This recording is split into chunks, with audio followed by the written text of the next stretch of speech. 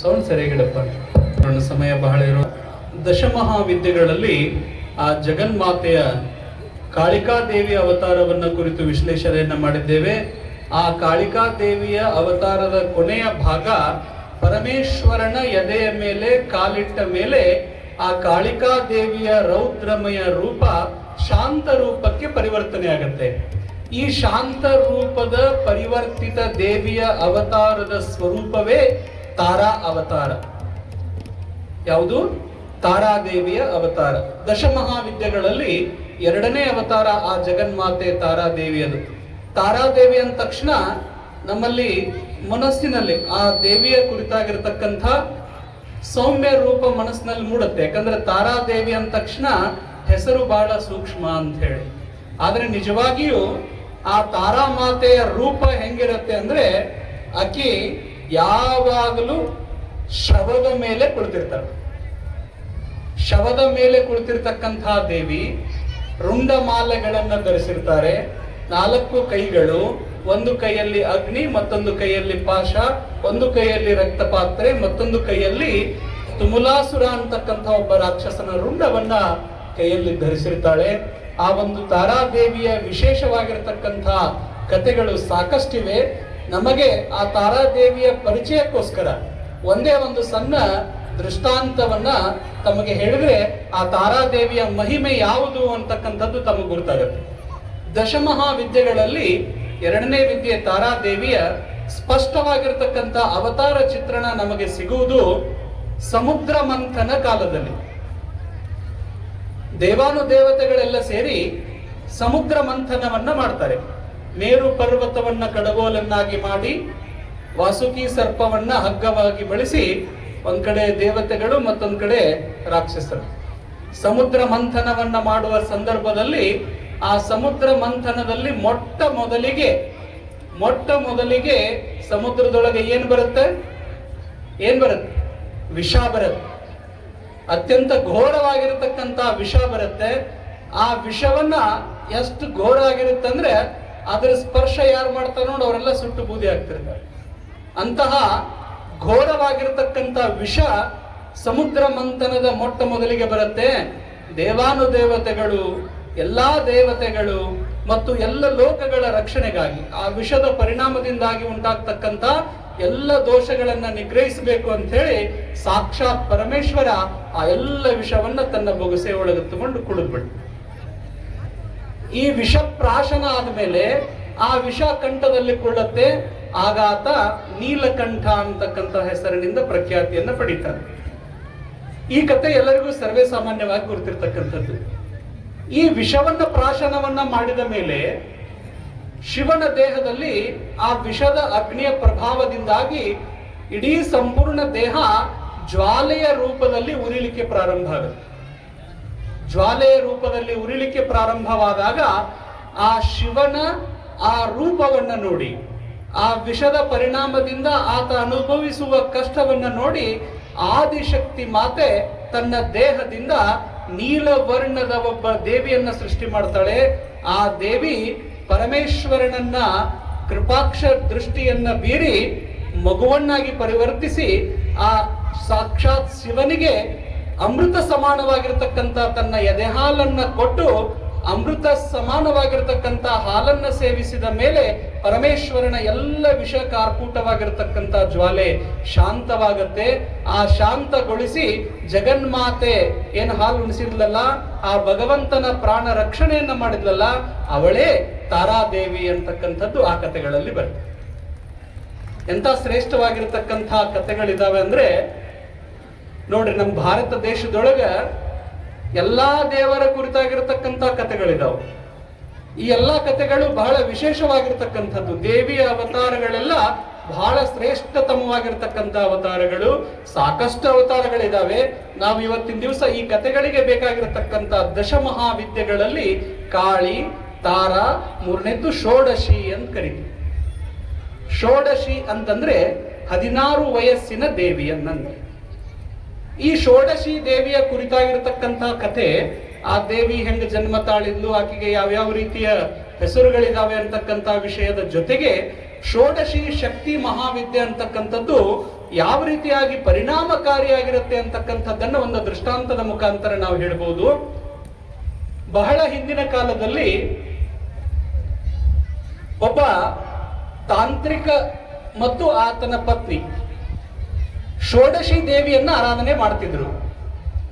ಆ ಷೋಡಶಿ ದೇವಿಯನ್ನ ಆರಾಧನೆ ಮಾಡುವ ಸಂದರ್ಭದಲ್ಲಿ ದೀರ್ಘಕಾಲದವರೆಗೂ ಸಂತಾನವಿರಲಿಲ್ಲ. ದೀರ್ಘಕಾಲ ಸಂಸಾರಿಕ ಜೀವನವನ್ನ ನಡೆಸಿದ ಮೇಲೆ ಒಂದು ಗಂಡು ಮಗು ಅವರಿಗೆ ಜನ್ಮ ಆಗತ್ತೆ. ಆ ಮಗುವಿಗೆ ಹರ್ಷ ಅಂತಕ್ಕಂಥ ಹೆಸರನ್ನಿಡ್ತಾರೆ. ಆ ಮಗು 3 ವರ್ಷದಿದ್ದಾಗ ಆತನ ತಂದೆ ಕಾಲವಾಗ್ತಾನೆ. ಮಗು 3 ವರ್ಷದಿದ್ದಾಗ ಆತನ ತಂದೆ ಮರಣ ಹೊಂತಾರ. ಆಗ ತಾಯಿಗೆ ದೊಡ್ಡ ಚಿಂತೆ.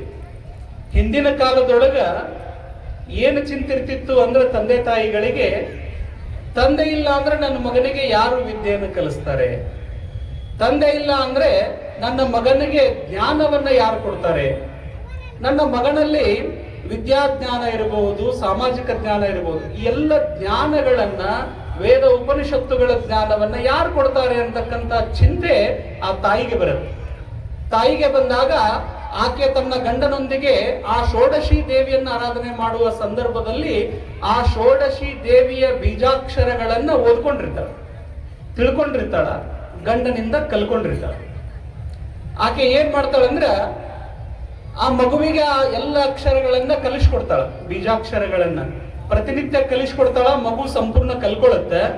ಕಲ್ಕೊಂಡ ಮೇಲೆ ಆ ಷೋಡಶಿ ವಿದ್ಯೆ ಸಾಧನೆ ಆಗ್ಬೇಕಂದ್ರ ಹೆಂಗಿರ್ಬೇಕಂದ್ರೆ, ಆಗ ತಾನೇ ಸತ್ತಿರತಕ್ಕಂಥ ಹಸಿ ಹೆಣದ ಮೇಲೆ ಕುಳಿತು ಆ ಬೀಜಾಕ್ಷರಗಳನ್ನ ಜಪಿಸಿದ್ರೆ ಆ ಷೋಡಶಿ ದೇವಿ ಅನುಗ್ರಹ ಮಾಡ್ತಾಳೆ.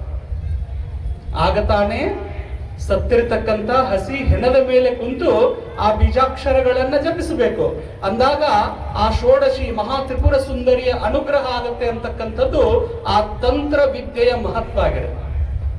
ಆ ಹಿನ್ನೆಲೆಯಲ್ಲಿ ಆ ಮಗುವಿಗೆ ಹೇಳ್ತಾಳಕಿ ತಾಯಿ, 3 ವರ್ಷದ ಮಗು, ನೋಡಪ್ಪ ನಾನು ಮಲ್ಕೊಳ್ತೀನಿ, ನನ್ನ ಎದೆ ಮೇಲೆ ಕುಳಿತು ನೀ ಈ ಮಂತ್ರವನ್ನ ಜಪ ಮಾಡಬೇಕು ಅಂತ ಹೇಳ್ತಾಳೆ.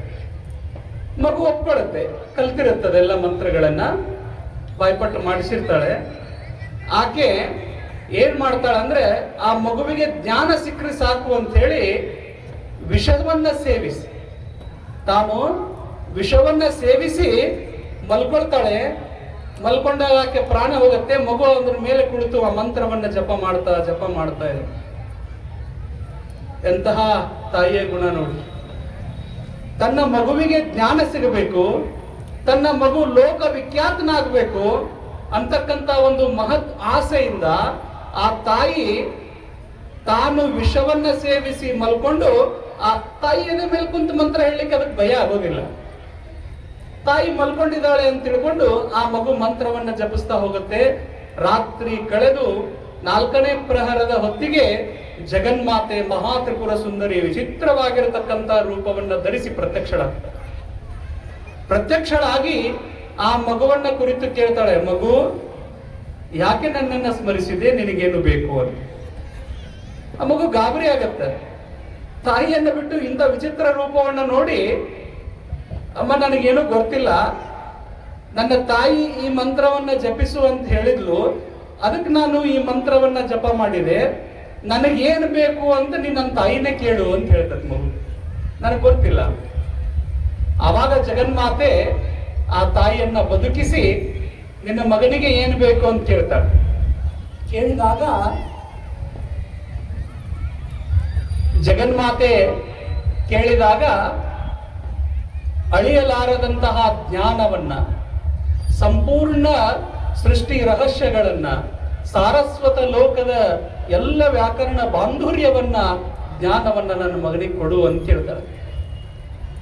ಆಗ ಆ ಷೋಡಶಿ ತ್ರಿಪುರ ಸುಂದರಿ ದೇವಿ ಆ ಮಗುವಿನ ನಾಲಿಗೆಯ ಮೇಲೆ ಬೀಜಾಕ್ಷರವನ್ನ ಬರೆದು ಅಂತರ್ಧನಳಾಗ್ತಾಳೆ. ಆ ಮಗು ಮುಂದೆ ನೈಷಧ ಅಂತಕ್ಕಂಥ ಒಂದು ಶ್ರೇಷ್ಠ ಕೃತಿಯನ್ನ, ಕಾವ್ಯವನ್ನ ಬರೀತಾರೆ. 3 ವರ್ಷದ ಮಗು. ಇವತ್ತಿಗೂ ಬನಾರಸ್ ವಿಶ್ವವಿದ್ಯಾಲಯದಲ್ಲಿ ಸಿಗುತ್ತೆ ನಿಮಗದು. ಬನಾರಸ್ ಯೂನಿವರ್ಸಿಟಿ ಅಂತಿದೀವಲ್ಲ, ಅಲ್ಲಿ ಸಿಗುತ್ತದು. ಆ ನೈಷಧ ಕಾವ್ಯವನ್ನ ಓದಲಿಕ್ಕೆ ಅವತ್ತಿನ ಕಾಲದ ಋಷಿ ಮುನಿಗಳ ಪರಂಪರೆ ಎಲ್ಲ ಸಂಸ್ಕೃತ ಪಂಡಿತರಿಗೂ ಕೂಡ ಬಹಳ ಕಷ್ಟ ಆಗುತ್ತೆ. ಅಷ್ಟು ವ್ಯಾಕರಣ ಬಾಂಧುರ್ಯದಿಂದ ಕೂಡಿರ್ತಕ್ಕಂಥ ಇದು ಸಾಕ್ಷಾತ್ ಜಗನ್ಮಾತೆ ಆ ಮಗುವಿನ ನಾಲಿಗೆಯ ಮೇಲೆ ಬೀಜಾಕ್ಷರವನ್ನ ಬರೆದು ಜ್ಞಾನವನ್ನ ಕರುಣಿಸಿದಾಗ ಆ ಜ್ಞಾನವನ್ನ ಭೇದಿಸ್ಲಿಕ್ಕೆ ಯಾರಿಗೂ ಸಾಧ್ಯ ಇದೆ? ನಿಮ್ಮಂತವ್ರಿಗೆ. ಆ ಕಾಲಕ್ಕೆ ಬದುಕಿರ್ತಕ್ಕಂಥ ಎಲ್ಲಾ ಜ್ಞಾನಿಗಳಿಗೂ ಕೂಡ ಅದು ಅರ್ಥ ಆಗೋದಿಲ್ಲ. ಅವ್ರು ಏನ್ ಮಾಡ್ತಾರ, ಇದು ಬಹಳ ಕಷ್ಟ ಇತ್ತಮ್ಮ, ಇನ್ನೊಂದು ಬರಿ ನೋಡೋಣಂತ ಮತ್ತೊಮ್ಮೆ ನೈಷಧ ಕಾವ್ಯವನ್ನು ಬರೀತಿದ್ದ ಆ ಮಗು. ಹರ್ಷ ಅಂತಕ್ಕಂಥ ಮಗು ಮತ್ತೊಮ್ಮೆ ಬರ್ದಾಗ ಮೊದಲಿನ ಕಾವ್ಯ ಓದಾಕ ಇನ್ನೂ ಸ್ವಲ್ಪ ಕಷ್ಟ ಪಡ್ಬೋದಿತ್ತು, ಎರಡನೇದು ಅದಕ್ಕಿಂತ ಕಠಿಣ ಆಗುತ್ತೆ. ಹೀಗಿದ್ದಾಗ ಅವರ ಕುಟುಂಬದೊಳಗೂ ಸ್ವಲ್ಪ ಮತ್ಸರ ಇರುತ್ತೆ. ಆ ಮಗುವಿಗೆ ಸೋದರ ಮಾವ ಈ ರೀತಿಯಾಗಿ ಮಗು ಸಾಹಿತ್ಯವನ್ನ ರಚಿಸಿದ್ರೆ ಇದು ನಮ್ಗೆ ಯಾರಿಗೂ ಓದಕ್ ಆಗಂಗಿಲ್ಲ ಅಂತ ಹೇಳಿ ಬೆಳದಿಂಗಳ ಒಂದು ಮುಹೂರ್ತದಲ್ಲಿ ಉದ್ದಿನ ಹಿಟ್ಟು ಮೊಸರನ್ನ ಆ ಮಗುವಿಗೆ ತಿನ್ನಿಸ್ತಾನೆ. ಉದ್ದಿನ ಹಿಟ್ಟು ಮೊಸರು ಅದೆರಡು ಮಿಕ್ಸ್ ಮಾಡಿ ಒಂದು ಮುಹೂರ್ತ ಇದೆ, ಆ ಮುಹೂರ್ತಕ್ಕೆ ಯಾರಿಗಾದ್ರೆ ಬೆಳದಿಂಗ ಹೊತ್ತಿನ ತಿನ್ನಿಸಿದ್ರೆ ಅವ್ರ ಬುದ್ಧಿ ಮಂದಾಗತ್ತೆ. ಆಯುರ್ವೇದ ಹೇಳುತ್ತದೆ ಆ ಮಗುವಿನ ಬುದ್ಧಿ ಮಂದಾಗಲ್ಲ ಅಂತ ಹೇಳಿ ಸೋದರ ಮಾವ ಉದ್ದಿನ ಹಿಟ್ಟು ಮತ್ತು ಮೊಸರನ್ನ ಆ ಮಗುವಿಗೆ ತಿನ್ನಿಸ್ತಾನ. ಬುದ್ಧಿ ಮಂದಾಗತ್ತ. ಮಂದಾದ ಮೇಲೆ ಮತ್ತೆ 3-4 ಕೃತಿಗಳನ್ನ ಬರೀತಾನ. ಆ ಕೃತಿಗಳು ಇವತ್ತಿಗೂ ಅಭ್ಯಾಸಕ್ಕಿದೆ. ಬನಾರಸ್ ಯೂನಿವರ್ಸಿಟಿ ಅದರ ಬಗ್ಗೆ ವಿಶೇಷವಾಗಿರತಕ್ಕಂತ ಸಂಶೋಧನೆಗಳನ್ನು ಮಾಡ್ತಾ ಇದೆ. ಇಷ್ಟಹ ಒಂದು ಅಪಾರವಾಗಿರತಕ್ಕಂತ ಜ್ಞಾನವನ್ನ ಕೊಡುವ ಶಕ್ತಿ ಯಾರಿಗಿದೆ? ಆ ಷೋಡಶಿ ಮಹಾ ತ್ರಿಪುರ ಸುಂದರಿಗಿದೆ. 3ನೇ ವಿದ್ಯೆ ಮಹಾಕಾಳಿ, ತಾರಾ, ಷೋಡಶಿ. ಈ ಷೋಡಶಿ ತ್ರಿಪುರ ಸುಂದರಿ ದೇವಿಯ ಜನನ ಹೇಗಾಯಿತು, ಯಾವ ರೀತಿಯಾಗಿ ಆಕೆ ಆವಿರ್ಭಾವಗೊಂಡಳು, ಅವತಾರವನ್ನ ತಾಳಿದ್ಲು ಅಂತಕ್ಕಂಥ ವಿಷಯವನ್ನ ನಾವೆಲ್ಲರೂ ಶೋಧನೆ ಮಾಡಲಾಗಿ ನಮಗೆ ಮೂಲ ಸಿಗ್ತಕ್ಕಂಥದ್ದು ದಕ್ಷ ಪ್ರಜಾಪತಿಯ ಯಜ್ಞ. ದಕ್ಷ ಪ್ರಜಾಪತಿ ಅನ್ನೋನು ಬ್ರಹ್ಮನ ಮಾನಸ ಪುತ್ರ. ಆತ ದ್ರಾಕ್ಷಾಯಣಿಯ ತಂದೆ. ದ್ರಾಕ್ಷಾಯಿಣಿ ಯಾರು? ಪರಮೇಶ್ವರನ ಹೆಂಡತಿ. ದ್ರಾಕ್ಷಾಯಿಣಿ ಸ್ಮಶಾನವಾಸಿಯಾಗಿರತಕ್ಕಂತಹ ಶಿವನನ್ನ ಮದುವೆಯಾಗಿದ್ದು ಆತನಿಗೆ ಇಷ್ಟ ಇರಲಿಲ್ಲ. ಮತ್ತು ಆತ ವಿಷ್ಣು ಭಕ್ತನಾಗಿರೋದ್ರಿಂದ ಶಿವನನ್ನ ಆತ ಒಪ್ಪಿಕೊಳ್ಳೋದಿಲ್ಲ. ಈ ದಕ್ಷ ಪ್ರಜಾಪತಿ ಲೋಕ ಕಲ್ಯಾಣಾರ್ಥವಾಗಿ ಶಿವನಿಗೆ ಅವಮಾನ ಮಾಡಲೆಂದೇ ಒಂದು ದೊಡ್ಡ ಹೋಮವನ್ನ, ಯಜ್ಞವನ್ನ, ಯಾಗವನ್ನ ಆಯೋಜನೆ ಮಾಡ್ತಾನೆ.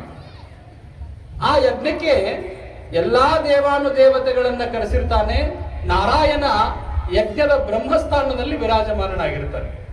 ನಾರಾಯಣನ ಸಮ್ಮುಖದಲ್ಲಿ ಯಜ್ಞ ನಡೀತಾ ಇರುತ್ತೆ.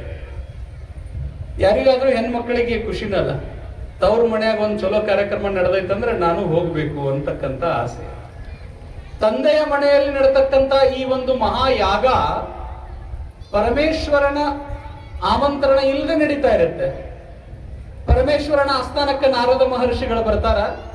ನಾರದರ ಕೆಲಸ ಏನು? ನಾರದರ ಕೆಲಸ ಏನು? ಜಗಳ ಹಚ್ಚೋದಲ್ಲ. ನಾರದರ ಹಚ್ಚಿದ ಜಗಳಗಳೆಲ್ಲ ಲೋಕ ಕಲ್ಯಾಣದೊಳಗೆ ಮುಗಿತಾವ.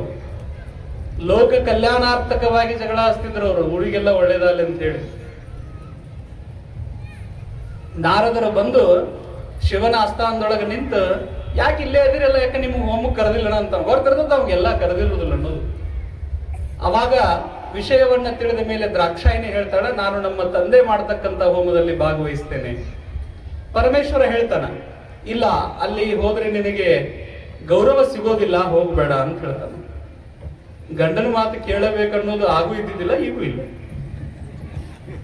ಎಲ್ಲ ಸಂದರ್ಭದೊಳಗೆ ಕೇಳ್ಬೇಕಂತೇಳಿ ಜಗನ್ಮಾತೆ ದ್ರಾಕ್ಷಾಯಿನಿಯು ಕೂಡ ತಂದೆಯ ಮನೆಗೆ ಹೋಗ್ಲಿಕ್ಕೆ ಆಮಂತ್ರಣ ಯಾಕಬೇಕು? ಅದು ನಾನು ಹುಟ್ಟಿ ಬೆಳೆದ ಮನೆ, ನನ್ನನ್ನ ನವಮಾಸ ಹೊತ್ತು ಹೆತ್ತು ಸಾಕಿ ಬೆಳೆಸಿರ್ತಕ್ಕಂತ ತಾಯಿ ಅಲ್ಲಿದ್ದಾಳೆ. ಆಕೆ ಮನೆಗೆ ಹೋಗ್ಲಿಕ್ಕೆ ನನಗೆ ಯಾಕೆ ಆಮಂತ್ರಣ ಬೇಕು ಅಂತ ಹೇಳಿ ಶಿವನನ್ನ ಆಜ್ಞೆಯನ್ನ ಮೀರಿ ಆ ಯಾಗಕ್ಕೆ ಹೋಗ್ತಾಳೆ. ಹೋಗಿ ಬಾಗಿಲದಲ್ಲಿ ನಿಂದಿರ್ತಾಳೆ, ನೋಡ್ತಾಳೆ ಯಜ್ಞವನ್ನ. ಎಲ್ಲಾ ದೇವತೆಗಳಿಗೂ ಹವಿಸ್ಸನ್ನ ಕೊಡ್ತಾರೆ. ಪರಮೇಶ್ವರನಿಗೆ ಹವಿಸ್ಸನ್ನ ಕೊಡುವ ಮಂತ್ರವನ್ನ ಹೇಳಿದ ತಕ್ಷಣ ದಕ್ಷ ಪ್ರಜಾಪತಿ ನಿಲ್ಲಿಸು ಅಂತ ಹೇಳ್ತಾನೆ. ಸ್ಮಶಾನ ವಾಸಿಯಾಗಿರುವಂತಹ ಆತನಿಗೇಕೆ ಹವಿಸ್ಸು, ಬೇಡ ಅಂತೇಳಿ ನಿಂದ್ರಿಸಿದಾಗ ದ್ರಾಕ್ಷಾಯಿನಿ ಕೋಪಗೊಂಡು ಒಳಗಡೆ ಬರ್ತಾಳ. ತಂದೆಗೆ ಹಾಗೂ ದ್ರಾಕ್ಷಾಯಿನಿಗೆ ವಾದ ನಡೆಯುತ್ತೆ. ನಿನ್ನ ಯಾರ ಬಾ ಅಂದಾರಿಲ್ಲೇ ಅಂತ ಹೇಳ್ತಾನೆ ದಕ್ಷ ಪ್ರಜಾಪತಿ. ಆವಾಗ ದ್ರಾಕ್ಷಾಯಿನಿಗೆ ಅರಿವಾಗುತ್ತೆ, ಗಂಡನ ಮಾತನ್ನ ಕೇಳಬೇಕಿತ್ತು ಅಂತ ಹೇಳಿ. ಆದ್ರೇನು, ಅವತ್ತಿನ ದಿವಸ ಆ ಶಿವನ ದೂಷಣೆಯನ್ನ ಕೇಳಿರ್ತಕ್ಕಂತಹ ದ್ರಾಕ್ಷಾಯಿನಿಗೆ ಬಹಳ ನೋವಾಗುತ್ತೆ. ನೋವಾದ ಮೇಲೆ ಅಲ್ಲೇ ಇರ್ತಕ್ಕಂಥ ಯಜ್ಞಕುಂಡಕ್ಕೆ ಆಕೆ ಹಾರಿ ಬಿಡ್ತಾರೆ. ಹಾರಿ ಪ್ರಾಣತ್ಯಾಗವನ್ನ ಮಾಡ್ತಾರ. ದ್ರಾಕ್ಷಾಯಿನಿ ಶಿವನಿಂದ ದಕ್ಷ ಪ್ರಜಾಪತಿಗೆ ಬರ್ತಕ್ಕಂತ ಸಂದರ್ಭದೊಳಗ ಶಿವ ಹೇಳ್ತಾನ, ನಿಮ್ಮ ತಾಯಿ ತವರು ಮಣಿಗಂತ ಹೋಗಿದ್ದಾಳ, ಅಲ್ಲಿ ಆಕಿಗೆ ಮನ್ನಣೆ ಸಿಗೋದಿಲ್ಲ, ಹಿಂದ್ ಹೋಗ್ರಿ ಅಂತ ಕಳಿಸಿರ್ತಾನ. ನಂದಿ, ಭೃಂಗಿ, ರೀಟಿ ಅಂತ ಹೇಳಿ ಆ ಶಿವಗಣಗಳು ಆತನ ಸನ್ನಿವೇಶವನ್ನ ನೋಡ್ತಾಳ. ದಕ್ಷ ಪ್ರಜಾಪತಿಯ ಸನ್ನಿವೇಶವನ್ನೆಲ್ಲವನ್ನ ನೋಡ್ತಾರ. ನೋಡಿ ಬಹಳ ನೋವು ಅನಿಸುತ್ತೆ. ಯಾಕಂದ್ರೆ ತಾಯಿಯನ್ನ ಕಳ್ಕೊಂಡ ಮೇಲೆ ಆ ನಂದಿ, ಭೃಂಗಿ, ರೀಟಿ, ವೀರಕ ಅಂತಕ್ಕಂಥ ಶಿವಗಣ ದೇವತೆಗಳೆಲ್ಲ ಪರಮೇಶ್ವರನ ಆಸ್ಥಾನಕ್ಕೆ ಬರ್ತಾರ. ಬಂದು ನಡೆದ ಸನ್ನಿವೇಶವನ್ನ ಶಿವನಿಗೆ ತಿಳಿಸ್ತಾರ.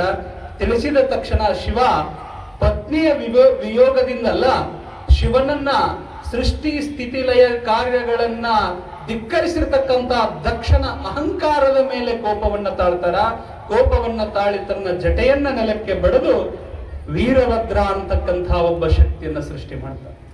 ನಮ್ಮೂರಿನ ಕ್ಷೇತ್ರಾದಿ ದೇವತೆ ಕ್ಷೇತ್ರಪತಿ ರಾಚೋಟೇಶ್ವರನ ಅವತಾರ. ಆ ವೀರಭದ್ರೇಶ್ವರನನ್ನ ಸೃಷ್ಟಿಯನ್ನ ಮಾಡಿ, ಹೋಗು ನಿನ್ನ ಮಾತೆಯ ಅಂತ್ಯಕ್ಕೆ ಕಾರಣನಾಗಿರತಕ್ಕಂಥ ದಕ್ಷನಿಗೆ ತಕ್ಕ ಶಿಕ್ಷೆಯನ್ನ ಕೊಟ್ಟು ಬಾ ಅಂತ ಹೇಳ್ತಾನೆ. ಆವಾಗ ವೀರಭದ್ರ, ನಂದಿ, ಭೃಂಗಿ, ರೀಟಿ, ವೀರಕಃ ಅಂತ ಹೇಳಿ ರುದ್ರಗಣ, ಭೂತಗಣ, ಪೈಶಾಚನ ಗಣಗಳ ಸಮೇತವಾಗಿ ಆ ದಕ್ಷ ಪ್ರಜಾಪತಿ ಯಜ್ಞಕ್ಕೆ ಬರ್ತಾರ. ಬಂದು ಅಲ್ಲಿ ದಕ್ಷಿಣ ಸೈನ್ಯಕ್ಕೂ ಅವರಿಗೂ ಯುದ್ಧ ಆಗತ್ತೆ. ನೇರವಾಗಿ ವೀರಭದ್ರೇಶ್ವರ ಅಲ್ಲಿರ್ತಕ್ಕಂಥ ಎಲ್ಲರ ರುಂಡಗಳನ್ನ ಚಂಡಾಡ್ತಾನ. ದ್ರಾಕ್ಷಾಯಿನಿ ತೀರಿಕೊಂಡಿದ್ದರ ಪರಿಣಾಮ ಎಲ್ಲ ದೇವತೆಗಳು ಆ ಹೋಮದಿಂದ ನಿರ್ಗಮಿಸಿರ್ತಾರ. ಆ ದಕ್ಷಿಣ ಶಿರವನ್ನ ಕಡಿದಾಗ ಆ ರುಂಡ ಅಗ್ನಿಗೆ ಹಾರಿ ಬೀಳುತ್ತೆ. ಮುಂದೆ ದೇವಾನುದೇವತೆಗಳು ಸ್ತೋತ್ರ ಮಾಡ್ತಾರ. ಆ ದಕ್ಷ ಪ್ರಜಾಪತಿಗೆ ಆಡಿನ ತಲೆಯನ್ನಿಡ್ತಾರ. ಮುಂದೆ ಆತ ಕತೆ ಬೇರೆ. ಈ ದಾಕ್ಷಾಯಿನಿಯ ದೇಹ ಏನಿರುತ್ತಲ್ಲ, ಅರ್ಧ ಬೆಂದಿರತಕ್ಕಂಥ ದೇಹ, ಶಿವ ದಿಗ್ಮೂಢನಾಗಿ ಅಲ್ಲಿಗೆ ಬರ್ತಾನೆ.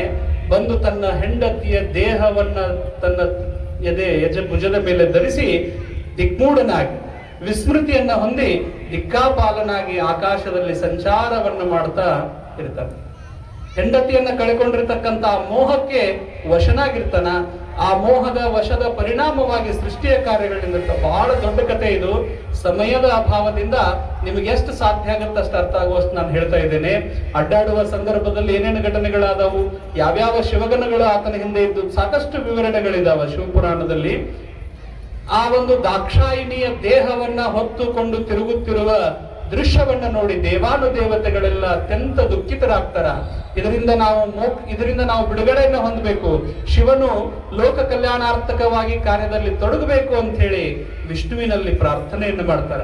ಆ ವಿಷ್ಣುವಿನಲ್ಲಿ ಪ್ರಾರ್ಥನೆಯನ್ನ ಮಾಡಿದಾಗ ವಿಷ್ಣು ತನ್ನ ಸುದರ್ಶನ ಚಕ್ರದಿಂದ ಆ ದಾಕ್ಷಾಯಿನಿಯ ದೇಹವನ್ನ ತುಂಡು ಮಾಡ್ತಾನೆ. ಪರಮೇಶ್ವರ ಏನು ಹೊತ್ಕೊಂಡು ಅಡ್ಡಾಡ್ತಿರ್ತಾನಲ್ಲ, ಪರಮೇಶ್ವರ ಆ ದೇಹವನ್ನ ಸುದರ್ಶನ ಚಕ್ರದಿಂದ ಛಿದ್ರಗೊಳಿಸಿದ ಮೇಲೆ ಆ ದಾಕ್ಷಾಯಿನಿಯ ದೇಹವು 52 ಭಾಗಗಳಾಗಿ ನಮ್ಮ ದೇಶದ ತುಂಬಾ ಅಲ್ಲೊಂದು ಬಿದ್ದಿವೆ. ಆ ದ್ರಾಕ್ಷಾಯಿನಿಯ ದೇಹದ ಭಾಗಗಳು ಎಲ್ಲೆಲ್ಲಿ ಬಿದ್ದಾವಲ್ಲ, ಅಲ್ಲೆಲ್ಲ ಒಂದೊಂದು ಶಕ್ತಿ ಪೀಠಗಳು ಅಂತ ಹೇಳಿ ಇವತ್ತಿನ ದಿವಸ ಜಾಗೃತವಾಗಿ ನೆಲೆ ನಿಂತಿವೆ. 52 ಶಕ್ತಿ ಪೀಠಗಳು ಭಾರತದಾದ್ಯಂತ. ಭಾರತ ಮಾತ್ರ ಅಲ್ಲ, ನಿನ್ನೆ ಹೇಳಿದಲ್ಲ, ಶ್ರೀಲಂಕಾದಲ್ಲಿ, ಬಾಂಗ್ಲಾದೇಶದಲ್ಲಿ, ಭೂತಾನ್ ದೇಶದಲ್ಲಿ ಹಾಗೂ ಪಾಕಿಸ್ತಾನದಲ್ಲಿ ಈ ಅಖಂಡ ಭಾರತ ಏನಿತ್ತಲ್ಲ ಮೊದಲು, ಆ ಭಾರತದ ಎಲ್ಲ ಭಾಗಗಳಲ್ಲಿಯೂ ಆ ಒಂದೊಂದು ಭಾಗಗಳು ಬಿದ್ದಿದ್ದಾವೆ. ಆ ಭಾಗದ ಕಣ್ಣಿನ ಭಾಗ ಬಿದ್ದಿದ್ದು ಪಶ್ಚಿಮ ಬಂಗಾಳದ ತಾರಾಪೀಠದಲ್ಲಿ. ಆಗ ನಾನು ತಾರಾ ಅಂತಕ್ಕಂಥ ಕಥೆ ಹೇಳಿದ್ನಲ್ಲ, ಆ ಕಣ್ಣಿಗೆ ಸ್ವರೂಪವಾಗಿರ್ತಕ್ಕಂಥ ತಾರಾದೇವಿಯ ಪೀಠದ ಕಲ್ಪನೆಗೋಸ್ಕರ ಆ ಒಂದು ತಾರೆಯಾಗಿ ಪಶ್ಚಿಮ ಬಂಗಾಳದೊಳಗೆ ಬಿದ್ದಿರುತ್ತದೆ. ಹಾಗೆ 52 ಶಕ್ತಿ ಪೀಠಗಳನ್ನು ಕೂಡ ಇವತ್ತಿನ ದಿವಸ ಶಾಕ್ತರೆಲ್ಲರೂ ಪವಿತ್ರ ಕೇಂದ್ರಗಳು ಅಂತೇಳಿ ನಾವು ಸಂಚಾರ ಮಾಡ್ತೀವಿ. ಬಹಳ 52 ಪೀಠಗಳಲ್ಲಿ 18 ಅಷ್ಟಾದಶ ಪೀಠಗಳು ಬಹಳ ಶಕ್ತಿಯುತವಾಗಿರ್ತಕ್ಕಂಥ ಪೀಠಗಳು.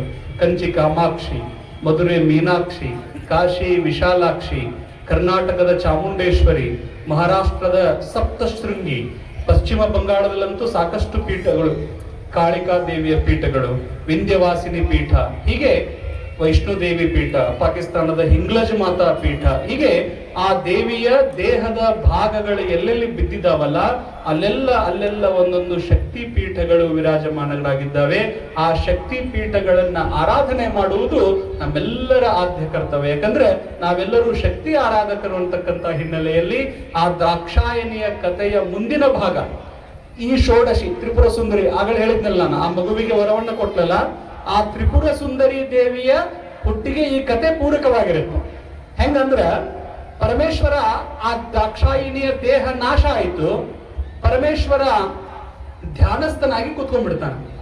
ಇಂಥ ಸಂದರ್ಭದೊಳಗ ತಾರಕಾಸುರ ಅಂತಕ್ಕಂಥ 3 ಮಂದಿ ಸಹೋದರರು ಯಜ್ಞವನ್ನ ಮಾಡಿ ತಪಸ್ಸನ್ನ ಮಾಡಿ ಬ್ರಹ್ಮನಿಂದ ವರವನ್ನ, ಸಾವಿಲ್ಲಾರದಂತ ವರವನ್ನ ಪಡಿತಾರೆ. ಏನಂದ್ರೆ ಪರಮೇಶ್ವರನಿಂದ ಹುಟ್ಟಿರುವ ಮಗನಿಂದ ನಮಗೆ ಸಾವು ಬರ್ಬೇಕಂತ ಕೇಳ್ತಾರ. ಪರಮೇಶ್ವರಗ ಹೆಂಡತಿ ಇಲ್ಲ, ದ್ರಾಕ್ಷಾಯಿನಿ ತೀರ್ಕೊಂಡಿದ್ದಾಳ, ಶಿವ ಧ್ಯಾನಸ್ಥನಾಗಿ ಕುಳಿತಿದ್ದಾನ, ನಮಗೆ ಯಾವಾಗ ಮರಣ ಬರಬೇಕು, ಪರಮೇಶ್ವರ ಎಚ್ಚರಗೊಂಡಾಗಲ್ಲ ಅಂತ ಹೇಳಿ ಅವರು ಆ ವರವನ್ನ ಕೇಳ್ತಾರ. ಮುಂದೆ ಆ ತಾರಕಾಸುರನನ್ನ ಸಂಹಾರ ಮಾಡಲಿಕ್ಕೆ ಪಾರ್ವತಿ ದೇವಿ, ಆ ದ್ರಾಕ್ಷಾಯಿನಿಯ ಅಂಶವೇ ಪರ್ವತ ರಾಜನ ಮಗಳಾಗಿ, ಕನ್ಯಾಕುಮಾರಿಯಲ್ಲಿದ್ದಾಳಲ್ಲ, ಆ ಪರ್ವತ ರಾಜನ ಮಗಳಾಗಿ ಹುಟ್ಟಿ ಬರ್ತಾಳ. ಹುಟ್ಟಿ ಬಂದ ಮೇಲೆ ಬಾಲ್ಯಾವಸ್ಥೆಯ ಒಳಗಡೆ ಪರಮೇಶ್ವರನೇ ತನ್ನ ಗಂಡನಾಗ್ಬೇಕು ಅಂತಕ್ಕಂಥ ಅವಿಚ್ಛಿನ್ನವಾಗಿರತಕ್ಕಂಥ ಆಸೆಯನ್ನ ಹೊಂದಿ ಆ ಪರಮೇಶ್ವರನಿಗಾಗಿಯೇ ಕೂಡ ತನ್ನ ಇಡೀ ಜೀವನವನ್ನ ತ್ಯಾಗ ಮಾಡ್ತಾ ಮುಂದೆ ಆಕೆ ಪರಮೇಶ್ವರನ ಮಡದಿ ಆಗ್ತಾಳ. ಪರಮೇಶ್ವರನ ಮಡದಿಯಾಗುವ ಸಂದರ್ಭದಲ್ಲಿ ಮನ್ಮಥನ ಕತೆ ಬರುತ್ತೆ. ಶಿವನನ್ನ ಎಚ್ಚರಗೊಳ್ಳಬೇಕಾದ್ರೆ ಕಾಮಣ್ಣ ಹೋಗಿ ಬಾಣ ಬಿಡ್ತಾನ, ಶಿವನ ಉಗ್ರಗನ್ನ ತೆರೆದು ಆತ ಭಸ್ಮ. ಇವೆಲ್ಲ ಬಹಳ ವಿಸ್ತಾರವಾಗಿರ್ತಕ್ಕಂಥ ಕಥೆಗಳು. ದೇವಿಯ ಸ್ವರೂಪವನ್ನ ತಿಳಿಸ್ಲಿಕ್ಕೆ ನಮ್ಮ ಪುರಾಣಗಳಲ್ಲಿ ಎಲ್ಲ ಕಥೆಗಳ ಬಗ್ಗೆ ಅವಿಚ್ಛಿನ್ನವಾಗಿರತಕ್ಕಂಥ ವಿವರಣೆ ಇದೆ. ಈ ಎಲ್ಲ ವಿವರಣಾತ್ಮಕವಾಗಿರತಕ್ಕಂಥ ವಿಷಯಗಳನ್ನ ನಾವು ನೀವೆಲ್ಲರೂ ಅರಿತುಕೊಂಡಾಗ ಮಾತ್ರ ನಮಗಿದೆಲ್ಲ ಸಾಧ್ಯ. ಯಾಕಂದ್ರೆ ತುಮಲಾಸುರ ಅಂತಕ್ಕಂಥ ಒಬ್ಬ ರಾಕ್ಷಸ ಭೂಮಿ ಒಳಗೆ ಬಹಳ ದಿವಸ ಆಡಳಿತವನ್ನು ಮಾಡ್ತಿರ್ತಾನೆ. ಆತ ಶುಕ್ರಾಚಾರ್ಯರ ಹತ್ರ ಹೋಗಿ ಬ್ರಹ್ಮೋಪದೇಶವನ್ನ ಬಡ್ಕೊಂಡು ತಪಸ್ಸಿಗೆ ಕುಳಿತಾನೆ. ಏನ್ ತಪಸ್ಸು ಮಾಡ್ಬೇಕಂತ ಹೇಳಿರ್ತಾರಂದ್ರೆ ಶುಕ್ರಾಚಾರ್ಯರು ತುಮಲಾಸುರನಿಗೆ, ಅವ ನಾಲ್ಗಿ ಮ್ಯಾಗಿ ಏನ್ ಹೇಳ್ತಾನೆ ಅದಾಗ್ಬೇಕು. ದೇವಿ ಪ್ರತ್ಯಕ್ಷಳಾದ ಮೇಲೆ ಏನ್ ಕೇಳ್ಬೇಕಂತ ಹೇಳ್ತಾರಂದ್ರೆ ಶುಕ್ರಾಚಾರ್ಯರು, ಅವ ನಾಲ್ಗಿಯಿಂದ ಏನ್ ಹೇಳ್ತಾನ ಅದು ಆಗುವಂತಹ ವರವನ್ನ ಕೇಳು ಅಂತೇಳಿ ಶುಕ್ರಾಚಾರ್ಯರ ಆತನನ್ನು ಕಳಿಸ್ತಾನೆ. ಘೋರವಾಗಿರ್ತಕ್ಕಂಥ ಸಾವಿರಾರು ವರ್ಷಗಳ ತಪಸ್ಸನ್ನ ತುಮಲಾಸುರ ಮಾಡ್ತಾನೆ. ಆ ತಪಸ್ಸನ್ನ ಮಾಡಿದ ಮೇಲೆ ಮಹಾ ಸರಸ್ವತಿ ದೇವಿ ಪ್ರತ್ಯಕ್ಷಳಾಗಿ ಆತನಿಗೆ ವರವನ್ನ ಕೊಡ್ತಾಳ. ವರ ಕೊಟ್ಟ ಮೇಲೆ ಮುಗೀತು. ಎಲ್ಲಾ ರಾಕ್ಷಸರ ಕಥೆನೂ ಅದೇ. ವರ ಸಿಗುತ್ತನ ದೇವಿ ಭಕ್ತರು, ವರ ಸಿಗುತ್ತನ ಶಿವನ ಭಕ್ತರು, ವರ ಸಿಗುತ್ತನ ಬ್ರಹ್ಮನ ಮಕ್ಕಳು. ವರ ಸಿಕ್ಕ ಮೇಲೆ ಹಂಗದ ಅಧಿಕಾರ ಅನ್ನೋದೇ ಹೆಂಗಿರುತ್ತೆ. ವರ ಸಿಕ್ಕ ಮೇಲೆ ಎಲ್ಲ ದೇವಾನುದೇವತೆಗಳಿಗೆ ತೊಂದರೆ ಕೊಡ್ಲಿಕ್ಕೆ ಪ್ರಾರಂಭ ಮಾಡ್ತಾನ, ಋಷಿ ಮುನಿಗಳಿಗೆ ತೊಂದರೆ ಕೊಡ್ತಾನ, ಯಜ್ಞ ಯಾಗಾದಿಗಳನ್ನ ನಾಶ ಮಾಡ್ತಾನ.